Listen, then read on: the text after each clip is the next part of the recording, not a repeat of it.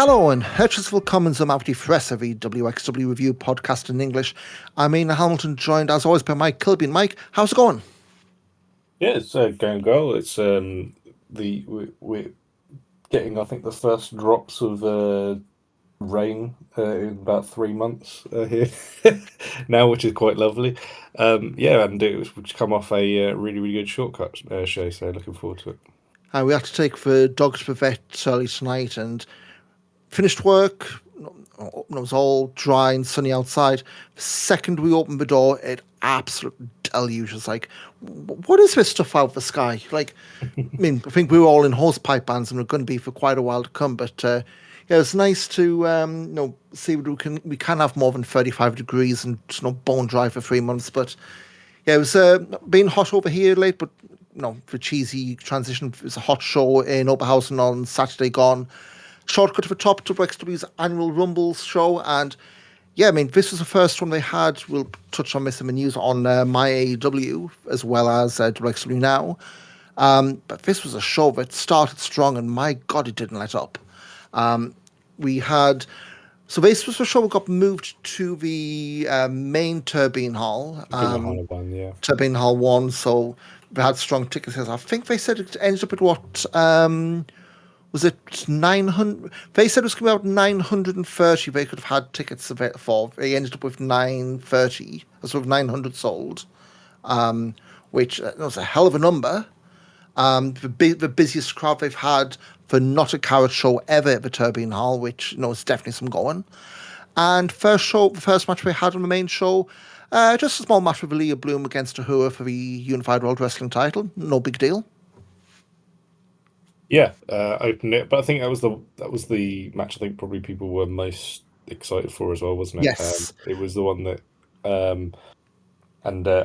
especially as it's a launch on a new network, should we say, or a new platform. It's a good idea to maybe just get people in with the thing they want to see straight away, because it's you only get the first impression once, if you know what I mean. And I think, well, we'll touch on this.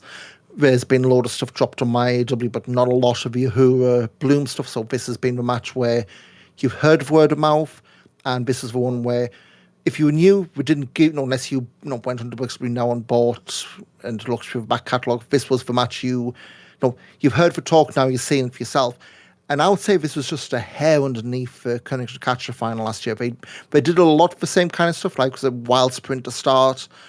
But these two, I don't say generational rivalry, because I think this is one where you don't want to keep going back to the well.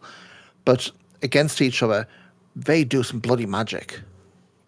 Yeah, it was a very, very good. I wouldn't quite say it was at the same level as the Grand Prix show. It was a very, very good match, but I think it was still probably a little bit behind that. But that's not an insult to the match at all. I thought it was an excellent. Why did you hate this match?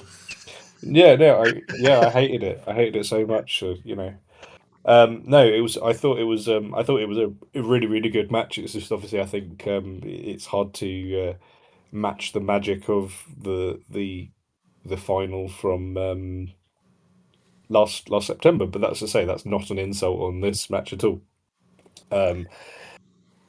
It's on any other weekend, that would be the match of the weekend anywhere in the world, and obviously, unfortunately, something surpassed that quite significantly, sort of elsewhere in the world. So, that's but that's not to say that that match wasn't excellent anyway. I thought did lots of they love doing the sort of the callback spots throughout their matches, and this was one that was just littered with all of them. And I thought that the finish of the match was really, really, just really, really tidy, brilliant stuff. Really enjoyed it. I know live, I was expecting because they started bringing up all Bloom's had neck injuries, and the way he winced at the finish, I thought, is that a long-term write out? And I'm thinking back in my head. What we had with Ilja Dragunov years back, there's a callback we can come to later, where he's out, we see hide no hair of him, and then big anniversary return, shotgun, kind of snook at that, but this I think as a shooting out the blocks, this one where they I don't say I've played the greatest hits because I don't think I've had enough matches to do the greatest hits, but yeah, it's certainly one where if you were sitting down on my AEW, you'd paid your money for, for the pay per It view. was worth the pay. Worth. I don't know how much it cost on a I my think it was like AEW now. 12. It was like $12 or something like that. But still, for that, Yeah. it's if you're uncertain, you went, I don't want to pay the €9.99 for WXW now, but I will pay a one-off. And I don't really understand the mindset behind that. But at the same point, Yeah. folks will trust AEW more, especially for guys in the States, will trust AEW more than AN indie promotion. I can kind of understand that line of thinking, but certainly that's the kind of match which will make people go, oh, I need to sit up and pay attention to this, rather than, oh, I see good things and gifts on Twitter once a month, I'll check it out next time and never do. Yeah, exactly. Yeah, I can't disagree with that at all. Let's say, I think as say, as part of the mythology of the rivalry, yeah, it was. If this is the end of it, I don't think it is at all by any stretch. But I think if it's the end of it for now, I think yeah, brilliant way to do it. I mean, so now that's 4 prize singles matches between them. Who's won 3? Bloom's won 1. I think it was for like a house on Dinklesby as well, but they don't really count that in their timeline, so we're not going to. So I think it's very much of a part of the story between the two of Bloom had the run, but now it's absolutely Who's time, and now you've got to see how or if Leah Bloom does the turnaround.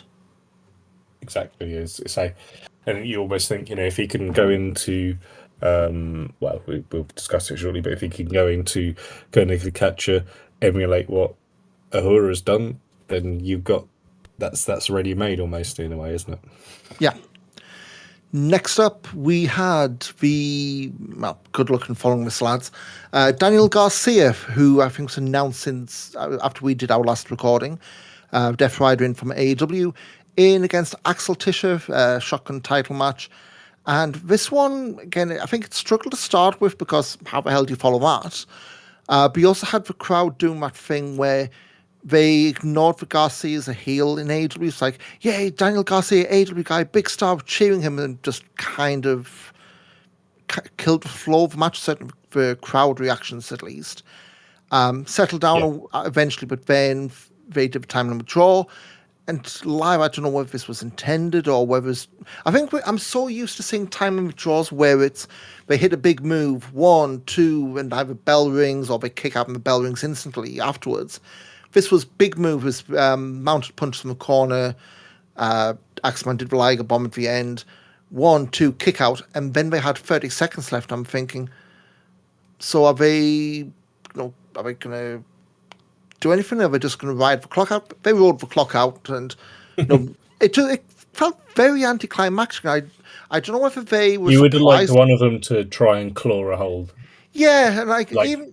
Yeah. And I don't say, Axeman, get to his knees and start. Like, even just like throwing desperate kick in there. Like wild haymakers on the mat or something, but just you sat there and it's like the I'm not saying this to pick on the guy, that Leon Cage moonsault against Ricky Sosa where it's just time stood still and we just see the clock tick.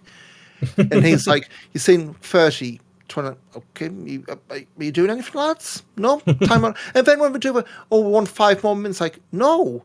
And I can only assume that either they didn't think the time limit was going to apply, which that's been the shotgun gimmick since the days of Norman Harris, when it was 15 minutes time limits.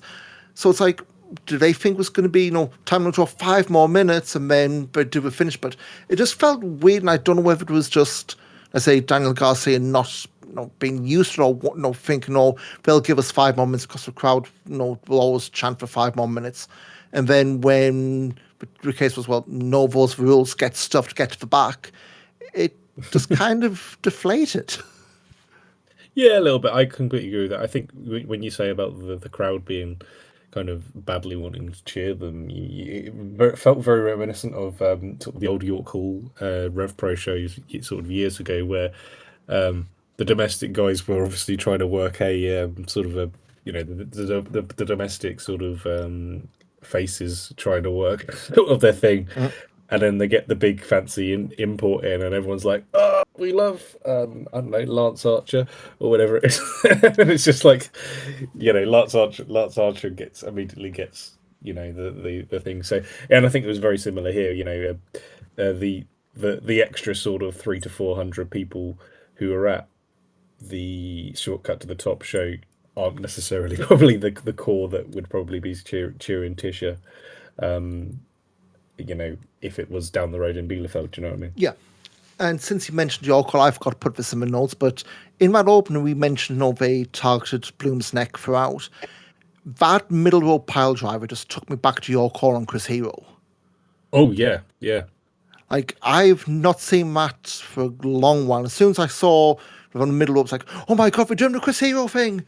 And it wasn't like a fake out where like, oh, push him down and just do something else. So, yeah, you brought up your call. I forgot to put in my notes. And, yeah, I mean, the shotgun match, and it wasn't too bad once they got through, but just, what the finish is what you left, in your mind at the end. And to me, probably could have been worked a lot better, at least for whole, hey, it's going to go 15 minutes. Are you sure that's the finish you want to do?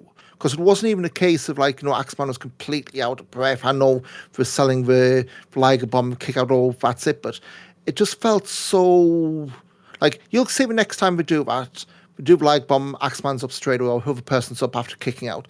It didn't feel like it was where we're both knackered and that's it. But, you get these miscues, and yeah, the one of those. But next up, we had the no holds barred match for the World Tag Team titles. CSI overcoming Planet Gojira to win the belts, and I put this in review, but Robert Dreisker, Planet Gojira, they are the absolute experts of these set piece plunder matches, and it came to pass again here. Yeah, it was.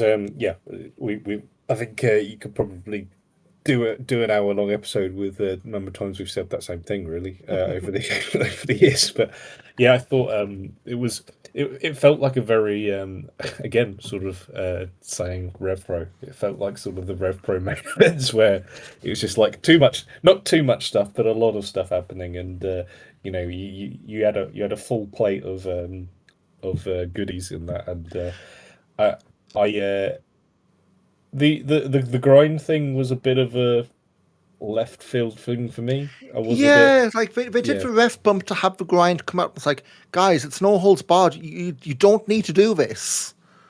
Like, and I exactly. get, I understand you don't have, they need to do something to have, for the, undoom stuff. It's like, again, no holds barred, lad.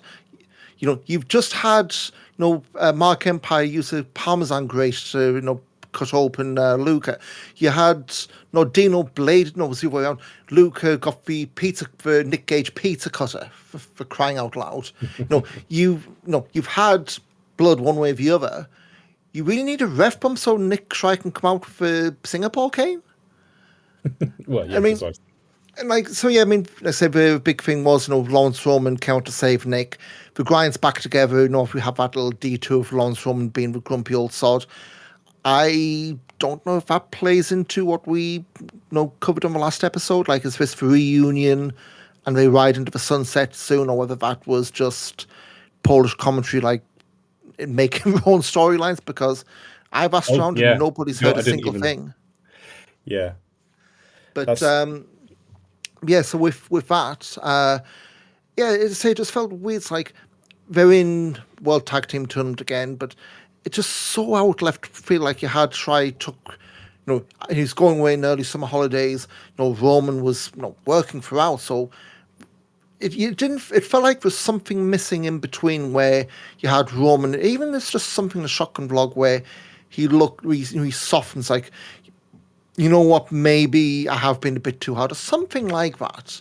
yeah, Because it feels like there's an insert missing scene kind of thing to get us back to. Because let's be frank, nobody knew Nick Schreier was going to be there. So, Roman's just happened to be watching in the crowd, incognito like TK Coop and his sheepskin jacket of that one tag league a few years back. Like, it just felt a bit like, it's the story. The crowd was happy they saw their old favourites back.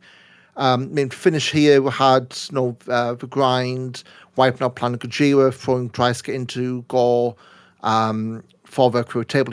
Must have a fetish for that at this point. Loves going through those tables. And then the old, was it the double fall away, small drop fall away slam? That move needs a name because it looks okay, but it's like just trying to describe it gets so clunky trying to describe it. And yeah, for a team with not even 8 months ago, I was saying they may want to cool down the number of segments these lads get. They've really, I'm asking for more. They've been the big success story of 2026 for sure. And was it Felix was saying like Nordino's literally in his rookie year or something like that? Yeah, well, he doesn't have a cage match profile. Oh, come on, Strickland lads, you know what you do. Which is usually a sign they're quite fresh into it. Yeah.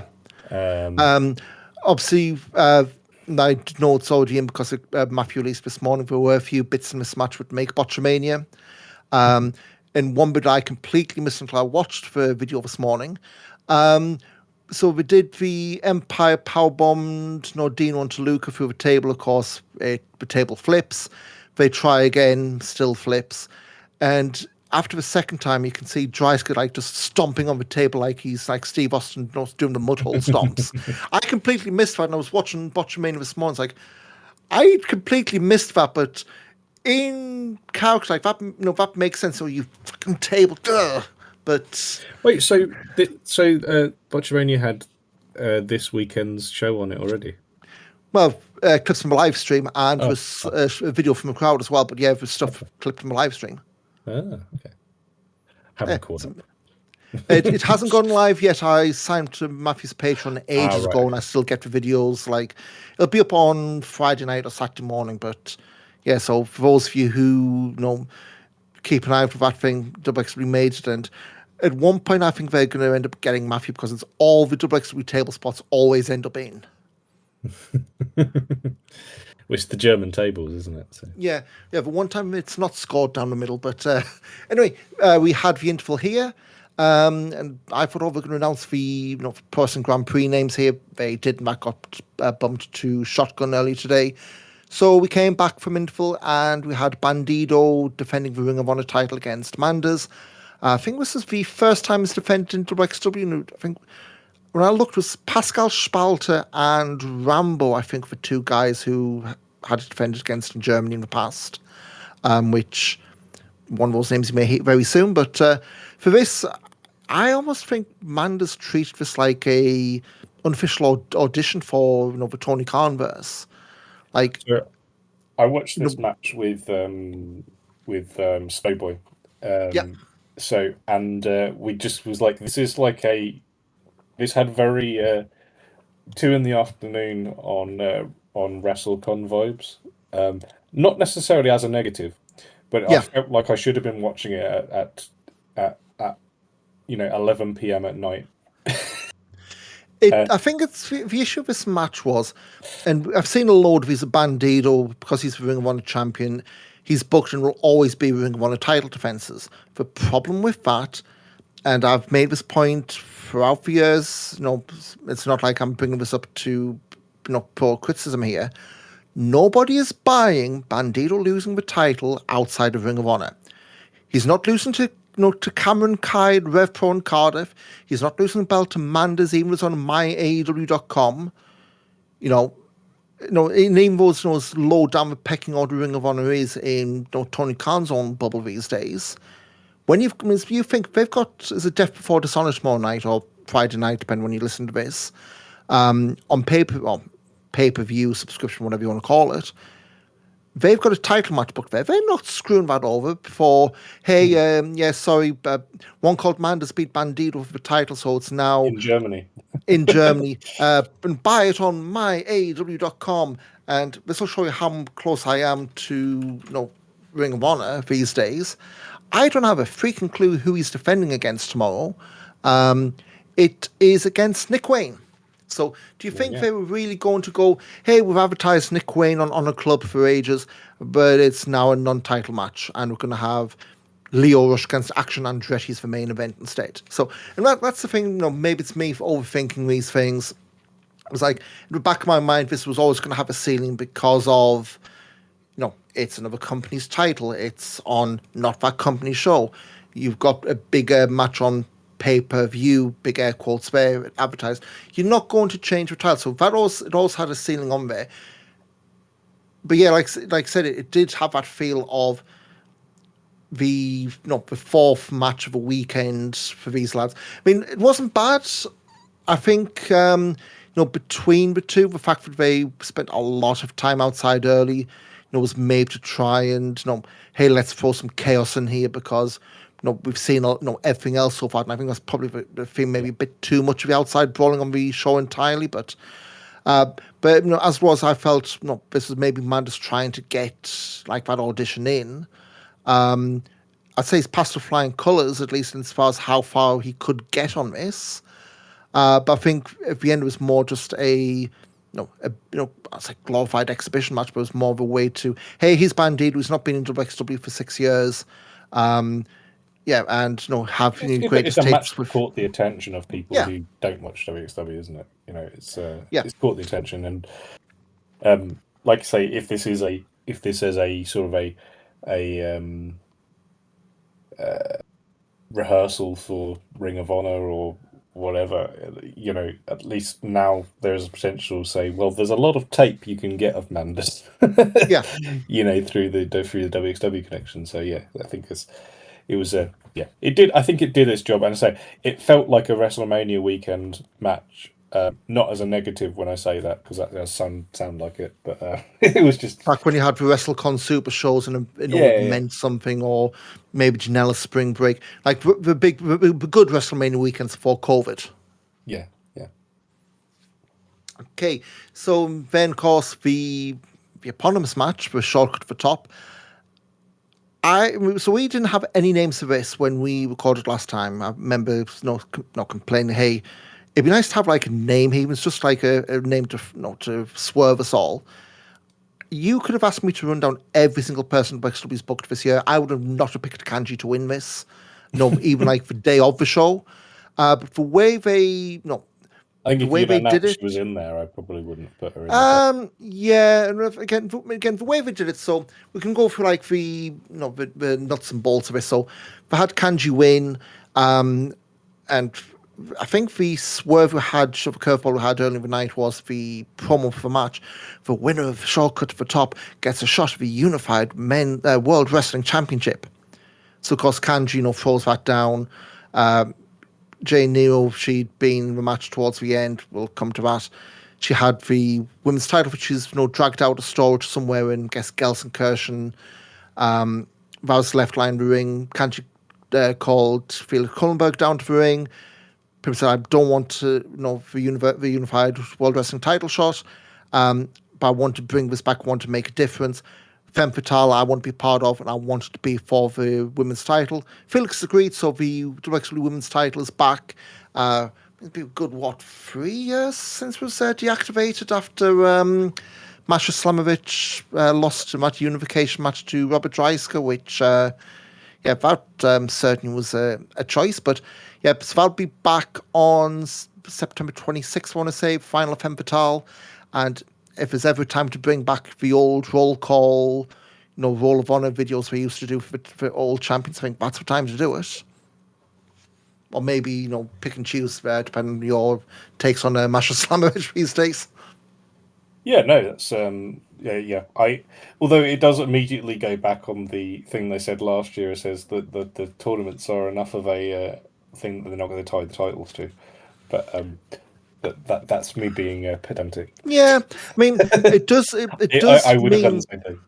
Yeah, I mean, we were spitballing how to bring the title back, and I think we'd said Femme Fatales even with that caveat. But it does mean we do go into Pro Wrestling Grand Prix weekend without that classic, big Saturday main event. Like we've always had. At this point, there's another shotgun, I believe, next week where they're going to reveal the blocks and what have you, and I suspect that. But when we go for the the Pro Wrestling Grand Prix names, all the people you'd expect would be challenging Ahura are overoccupied. And if anything, he's got a match advertised for the Friday night, which certainly took me by surprise, but we're getting a bit ahead of ourselves. One thing I would say is, we'll go to that in a minute. Yeah. But yeah, for the shortcut match, I'd say a lot of Brit Res guys. Like, I looked away for a bit and came. I was like, "Am I watching Rev Pro just for better production values here?" Like, we opened with Peter Tahani and They Michael didn't swim Oku. Vaseline over the camera lens. So. No, but I did. I'm not going to take that cheap poppy head. It they we've discovered lighting for quite a while, but yeah. So Tahani and Michael Oku 1 and 2. Like you're going for like Brendan White, Kanji, of course, Danny Jones, Matt Gatlin for former Elijah from Attack and New Wave was over. It's like we've got a lot of tag teams here. We've got a lot of like Brit Res names. Like what's going on here? I know they did a lot of had the tag teams out fairly early on. Mudo, he's now doing the Rotten Mudo thing from GWF here, so I guess that's something of a character change for this place. You had Roadkill in and out. You had Quick and Dirty in and out. Of course, Greedy Souls. You had a sprinkling of the women's division. You had Kate Brasher in for her Oberhausen debut. Had Melanie Gray, her first appearance in WXW for a while, was a nice surprise. Going to surprise you had Pascal Spalter, his first appearance there for a while. And Jacob Crane as well, who I saw the video where Yosamono was on the graphic. It's like, who is that? But, Jacob Crane, get in there. Yeah, no, that was a really good thing. And although he's already back in Japan, so yeah. So he was obviously flying from Düsseldorf Airport. Yeah, I saw that post like, is he going to be part? Oh, he's in Japan. Never mind. See you in Big Japan. I would have loved to have done Extreme Wrestling Party and done like a no-rope match or something. Yeah. Or even, again, I suppose the issue you've got there is you probably want a little bit more distance between him and the Y2 Cutie stuff. Have him actually, the fact he's been brought in, he had a decent reaction, you kind of want to have a bit more of a gap so people are thinking of that and not, but I would prefer we did the Y2 Cutie, so I think that's got to be something very much in the rearview mirror. But yeah, I think in terms of names, we had Alexander Bellamy. He was, had an end, but Aaron Insane took a spot because we had a injury by Jay Nero. She was carted for back by Alex Duke and Alexander Bellamy coming to the finish, and had Thomas Shire who chucked out Manders, and so that's setting up something for Kernish to catch by the look of it. Ended with Kanji and Thomas Shire.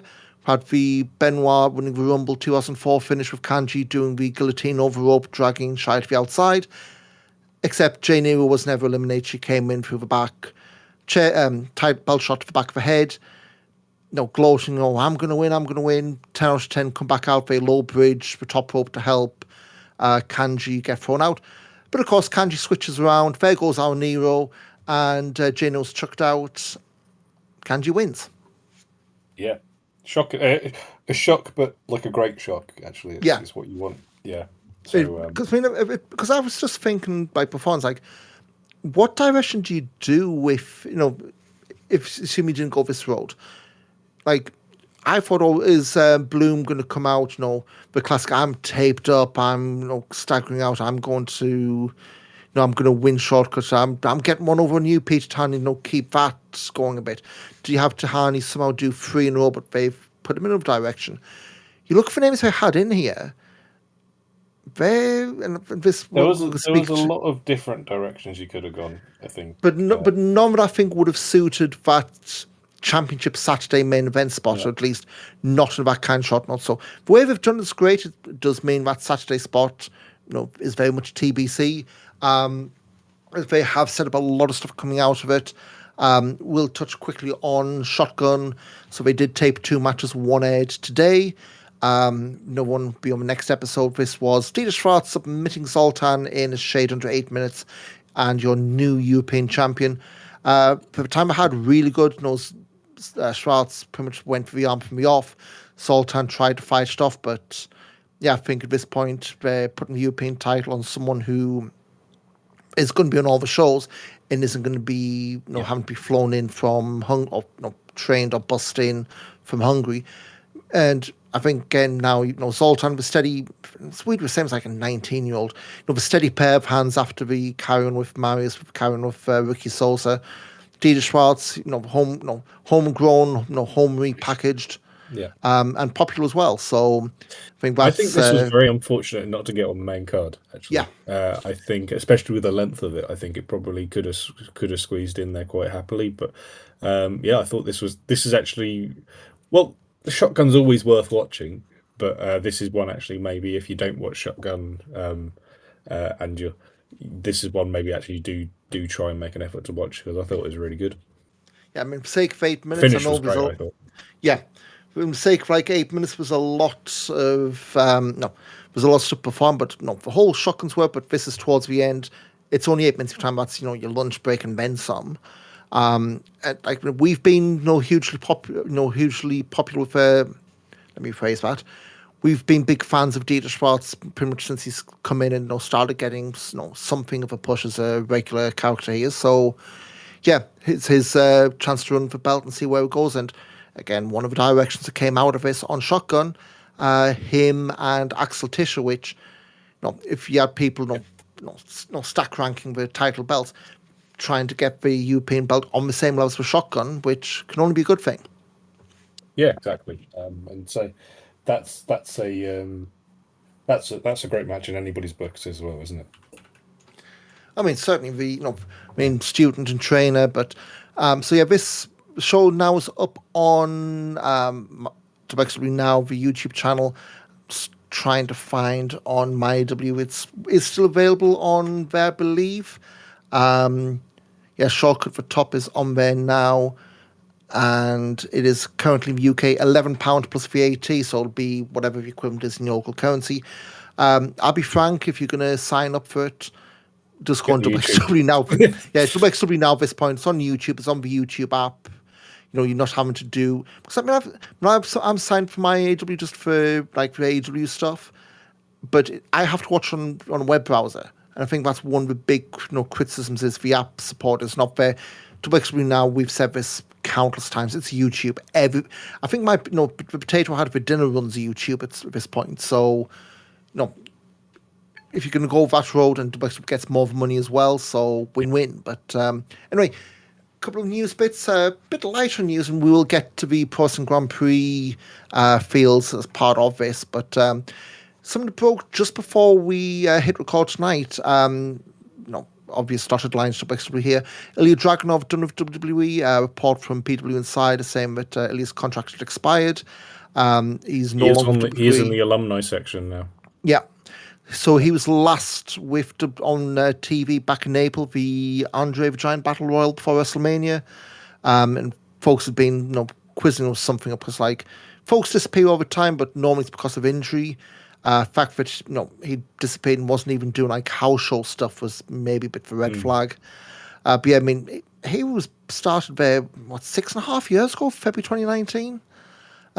Doing dark matches for NXT UK, being NXT UK champion, NXT US champion on the main roster. He was briefly part of Gallus, don't spoil the joke. But yeah, I'd say for those who kept watching NXT UK, or even watched during the pandemic, him and Walter during those closed set shows were good. But I think the issue he had was once he got to Florida, and especially the main roster, there was that ceiling there. And I know there's been a lot of discourse, was it Robert making that comparison? He was like, was it Fisher Price Benoit or some kind of comparison like this? Once you've seen his match in WWE, you've seen everything. Which, for those who've seen more of him in WXW, there was a bit more range there, but a lot of stuff does not translate to TV, especially the way they produce it. I don't disagree with that. I think certainly. I remember the first time I saw Ilja work the NXT UK shows, and this probably you can find the tweets where I was giving out about it. But effectively, he had that debut. I think it was against Jack Stars or something, and there was a bit where he walked across the ring, and I was just like, "Why is Ilja Dragunov walking?" It was like Ilja did not walk. I think for about 3 years in WXW in any of the matches. So, and I think really ultimately, I feel once he did sign, in my eyes, a lot of the quality of the work just went down really. Yeah, because there's that weird pairing him and Walter where they were doing the "we're too good for this place" stuff, which I get Yeah, why they did it, because it was that weird time where WWE were playing nice, but then they'd pull them. They'd be nice when they'd pull them. It's like, we don't know. No, they didn't know if they were going to be around, so we're going to write the characters as if they could be pulled at any point, and yeah. then it's in character. I do wonder, and again, we don't know what the situation is. Like, the obvious prediction is always going to be back with WXW, and the first match off the top of my head, him and Leah Bloom, just Well, because both of, at various points have shown something of a disregard for their own well-being in matches. But then you've got the question of, well, the fans who knew Ilya in his WXW heyday largely aren't there anymore. I, And the fact that he's been ad hoc on WWE TV, there's going to be the name value, of course, but I think it's not going to, this is going to be like the lucky kid coming back and, getting I like different, loads of different attempts. I disagree with that because I think Lucky Kid and Ilya Dragunov existed in completely different planes of sort of popularity. I think obviously Ilya is one of the sort of the top stars of, if we say, the golden generation of WXW. I don't like to venerate it like that because I think, as you probably know, I think today is as good as then, if not better. But Ilya is someone who's from that era of WXW and was the big star. And I think he's also gone to the United States. He's gone to he became a top star in NXT UK. You can laugh there if you would like to, but then he did go to the United States. He went to the main roster in inverted commas, and then was a featured star. So I think if Ilya was to be returning to WXW, which I personally would very much, it would be a very, very nice thing to happen. I don't necessarily know if I want him to be there every single week, but if you say, for example, um, in the same way that Tetsuya Naito come into WXW, if Ilya was announced for 16 karat gold, it's a that's a that's a another level of sort of quality that I think they can bring in. I would like to think there's a lot of goodwill between the two sides. I'd hope. In and for me, that's it. It would be interesting to see what he would do against people because there's barring Dreisker and Bobby and Tisha, like who's he worked in WXW now Oh, currently? God. I mean, Do you know what I mean? It's that's the yeah, it's been that, such a generation. I mean, it's only been, I say only been 6 years, but yeah, the names he said, when I'm scrolling down through, I mean, his last match in WXW, Carrot 2020, Axeman and Dreisker for the shotgun title, that yeah. freeway, no shoe on himself in. Before that, and I'm not going to read all the matches because there's one name that pops up a lot that I don't think we want to speak of these days. Yeah. But like, in terms of one-on-ones or tags like, 2019, Brian Cage, like back when we did If you look at Superstar that stuff. last year, it's A lot of Aussie Open, a there's lot of. nobody in that last year or who really is still working now. I mean, Um, you're going back to you know, no, actually, I'm looking through the list. There's nobody who Ahura in a is tag, Ahura in a tag in 2019, just uh, after Cow 2019, and that's a pretty boss, stretch. completely different, which is a completely different thing. Norman Harris, if he gets back from injury, and Bobby Guns, who is also currently injured. Yeah, Jörn Simmons, you could maybe make an argument with when he's here. But apart from that, there isn't really anybody who from the current lot who has worked really. Oh, and Lucky Kid, Metahan. So when you look at it from that perspective, I think that's a very, very exciting prospect. I think Ahura Ilya would be a fascinating match. I think for for many reasons. I think, ultimately he's gone from WWE. He if he is to sign elsewhere for another major promotion, be it AEW or New Japan Pro Wrestling, which is or TNA, I suppose, is the other option. But They said if major though. but if he signed at AEW, there's openness to work elsewhere. Yep. So he would have the ability. New Japan Pro Wrestling, you're on tours. You don't necessarily work there. Like And I we'll be don't junior see tours Ilya as where someone who would. I don't see Ilya's not like Ilya's got a kid.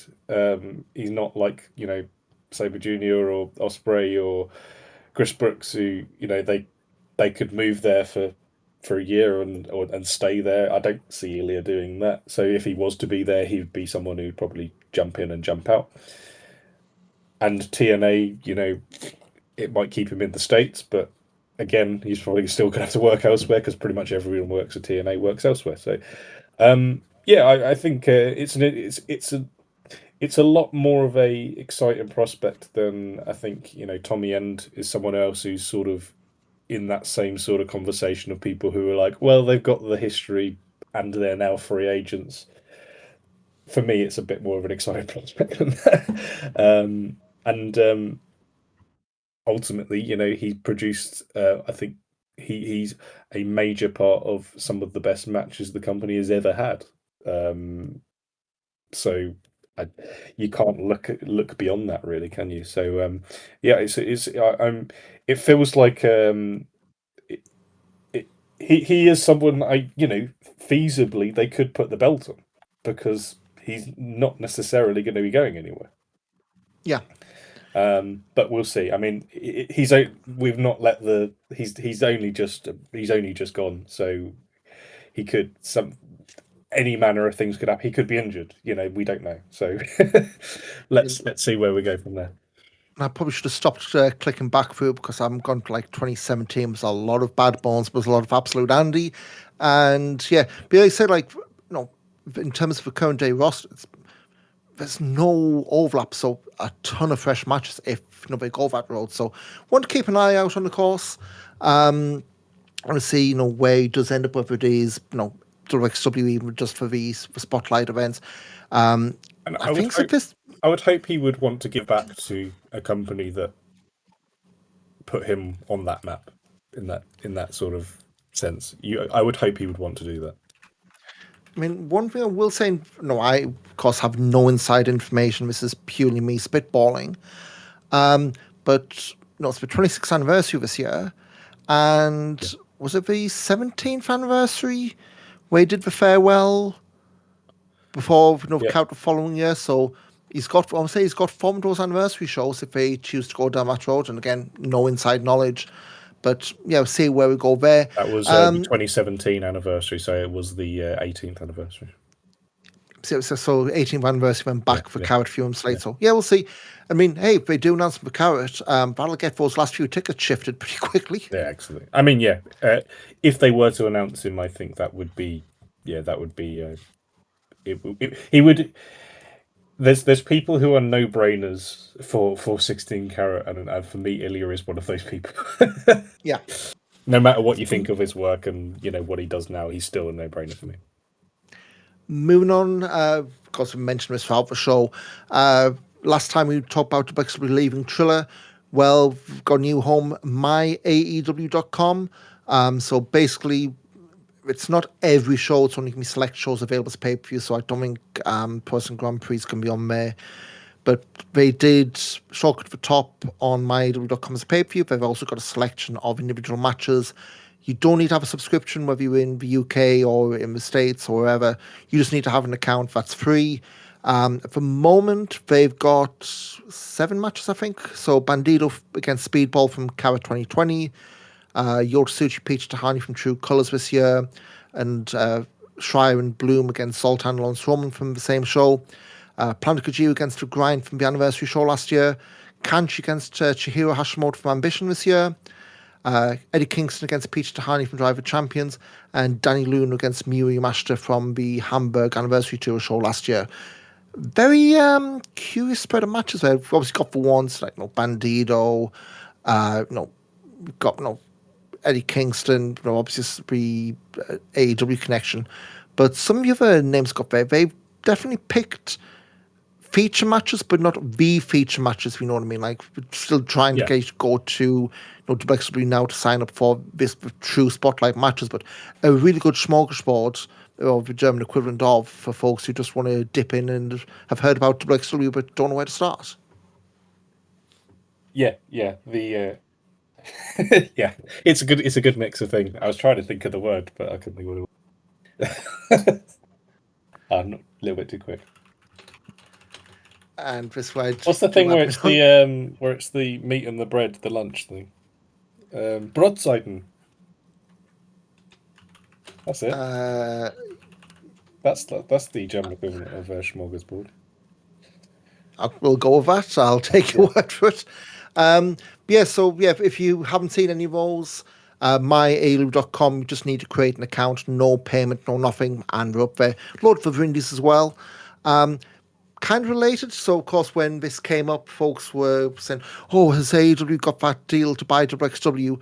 Because there's that talk years back, I think was quashed back then. Or WWE had that agreement, and it was never a thing. Ian Andrew Dice Clay, the other wrestling in from Twitter from around Sunderland, tweeted WXW. He got a reply from them. So this is what WXW tweeted back. We heard rumours of WWE Network deals back then as well. We can repeat the same thing we said back then. No other company has ever had an option to purchase WXW. No other company has ever had a contract and an agreement where they could influence our product. We can't speak for any of the other promotions back then, but we can surely speak for WXW. We understand there's always been a narrative about big companies only harming small ones, but for us the story goes like this.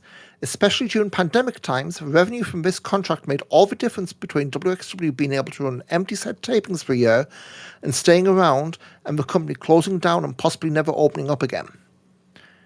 And I remember the time when that WWE Network thing came in, like, no, I'm not going to go and look for the actual date, but WXW took the money and they used to improve the product, their production. I mean, it was during that WWE Network time they went from filming on handy cams with the light boxes to the setup they've got now where they can do live streaming. Yeah, exactly. Which is considering the internet in Germany, flawless. I mean, I'm not going to keep wailing on Rev Pro, but you see other promotions doing live streams and it's always 5 seconds out of sync. The big major segments of a year unwatchable, and then having to rush stuff on social media because the equipment shit for bed. WXW took the money that they got for their product and reinvested. And that's why we are where we are today. Because it's I don't say it's run professional like a business, but I can't think of a way to end that sentence. Yeah, I mean, I think there was things that we've sort of been told about that situation, and if you know me, I'm very vocally anti WWE in terms of the way they do business in Europe. There's no secret of that, but also I also understand they had to pay their bills as well, and that's you can't. I think I say ultimately, AEW giving this platform. I mean, it appears to be more of a Triller. I have to admit, I didn't know what my AEW was until WXW ended up on it, and I looked at it and I was like, I don't know if that really works for me, really, because it just seems to be like Triller, but with AEW instead. It does look to be heading that way. Certainly, the indie promotions they've gotten. And in fact, we've got like the Rev Pro Anniversary Show, Eve's AEW All-In Weekend Show. It certainly seems to be Triller Mark II Electric Boogaloo.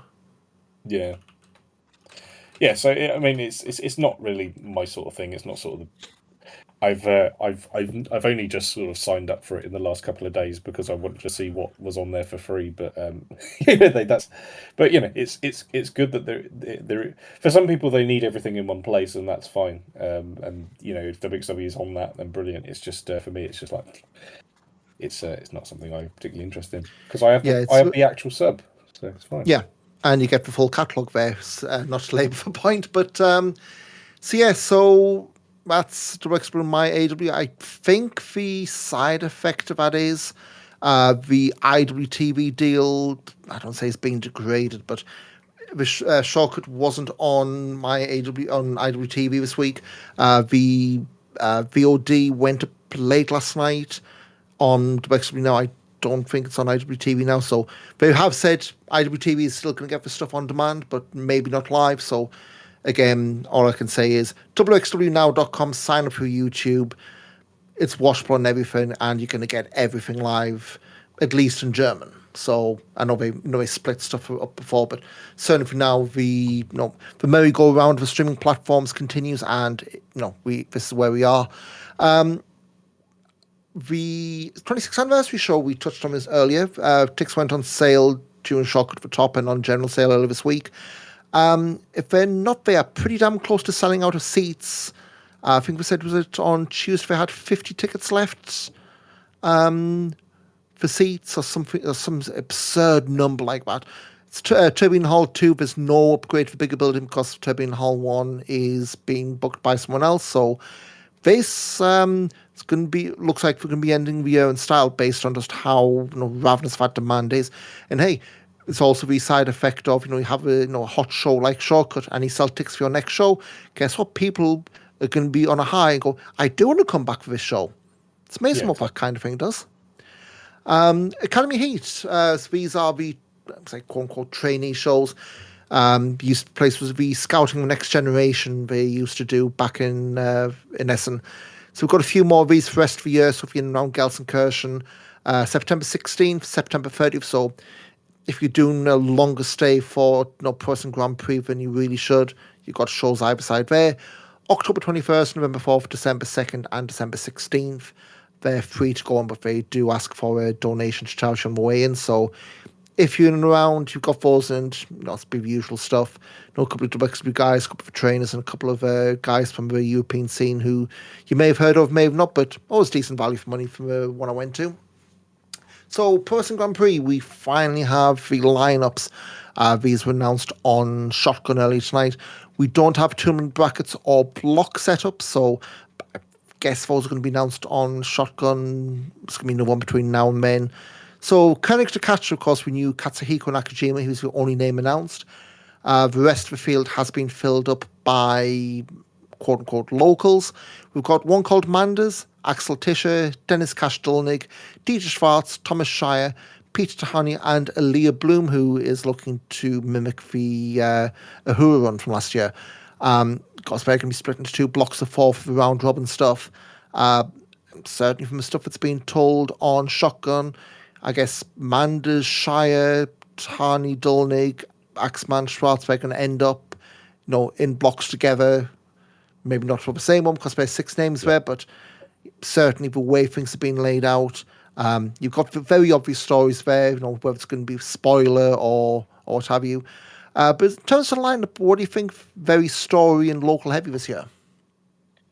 Yeah, I'm really, really happy actually because I know it's a bit selfish, but and they do need to attract people to go to the shows. But it's like I come to Germany to watch the local guys wrestle, and to see this packed up with just good domestic guys is brilliant. And I consider Tom and Thomas Shire and Manders as domestics, but it's been enough Airbnbs anyway.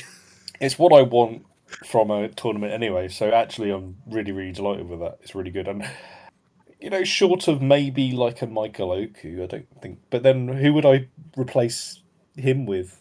Yeah, I think I would replace him. I think with this, if you look through the mindset of someone who just flies by for the festivals, but then it's a case of, well, what name do you go for? So I think it, and again, I think we both know from having paid for flights for ourselves. In September, for whatever reason, the cost of flights is ridiculous. So if you're going to save money, put it towards Carrot or maybe Anniversary Show, whenever, and use your locals and tell the stories you have got in motion rather than, the typical get the fly-ins over and they'll be gone and now what do we do? So and I'm happy with this lineup. The fact that they've got stories in flight and it's not just, quick, let's put 30 seconds on Shotgun. They've got stuff that makes sense, and it's not just we've got a throwaway Manders Thomas Shire match that's in live in Ilsenburg or wherever it gets put on demand. So I'm happy with that. We do have also the lineup for Femme Fatale. As mentioned, this is for the newly reinstated WWE Women's World title. So we've got Killer Kelly, Mercedes Martinez, Jane Nero, Stephanie Mays, Minami, Madison Marley, Chihiro Hashimoto, and Kanji. Is that the best femme fatale lineup we've had? It definitely feels like the strongest. Yeah. Like you, normally you'll have like one or two names, like historically, where it's been like, yeah, I know the name, but also same point, it's more like the, I guess, the gimmick act or the meme act. This one, and yeah, you could argue, Mercedes Martinez very much in the, the twilight of her career. Stephanie Mays, folks who watched, her Sendai run had big question marks. But you've got the likes of Martinez, you've got the likes of Big Match Hash, you've got Kanji. This, I would not be surprised if at the end of Pro Wrestling Grand Prix weekend, it's Femme Fatale's the thing that everyone's talking about. Certainly out for 3 tournaments. Hopefully, yeah. And then, of course, the World Tag Team Tournament. We've got the best brawls. That's Balianaki and May Saruga of Choco Pro. Betched together, Ori Gold and Hadar Horvitz from the Florida Indies. Hyperactive, Sapphire Reed and Anita Vaughan. Last year's winners for Greedy Souls, Brendan White, Danny Jones. Quick and Dirty, Nicholas Bock, Hugo Brand. 10 out of 10, next level, of course, that's Alexander Bellamy, Alex Duke. Planet Kojira, Dreisker, and Mark Empire, and Reunited Grind, Lawrence Roman, and Nick Schreier. And I did not have any of those names written on the format sheet, so I'm proud of my memory for not crapping out on me. The interesting thing to note is CSI aren't in it. Yes, the big thing from Shotgun. Nordino didn't file the paperwork. Tass wasn't willing to do them a favour because he bugged them through email, through WhatsApp, through text, through phone call, and Nordine was too busy, I don't know, making up boss shirts into pizzas. So, CSI. Are we going to get a 10 out of 10 next level lasagna gate situation? What, food poisoning? The Tottenham Hotspur lasagna. Yeah, that would be the place to do, but I think it would depend. I could see it maybe being like the final. Yeah. You have, next level, cheat and scum their way to the final. And then, you had what Who did a few years back for Dry Heaves, or we can't do it. And then, CSI come out.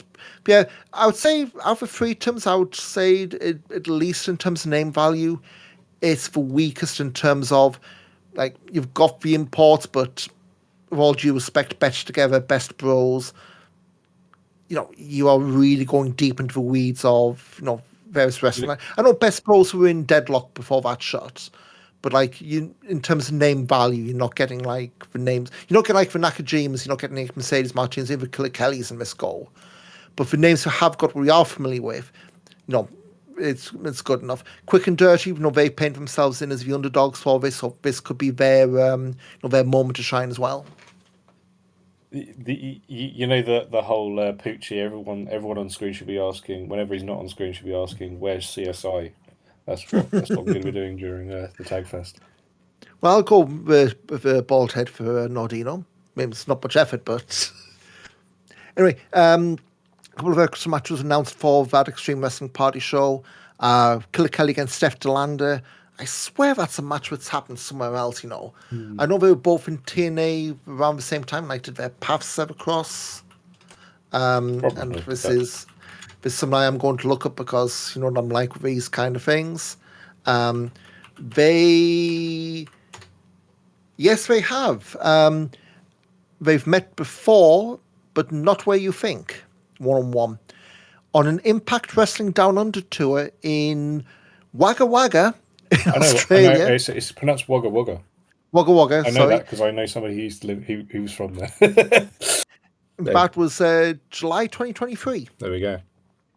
Another match, tag in Pro Wrestling Revolver last month, in fact. Kelly and Myron Reed against Manson, Steph DeLander. And then, yes, some stuff in Delaware. So, yeah, just for one prize singles match. So, yep, you've got that.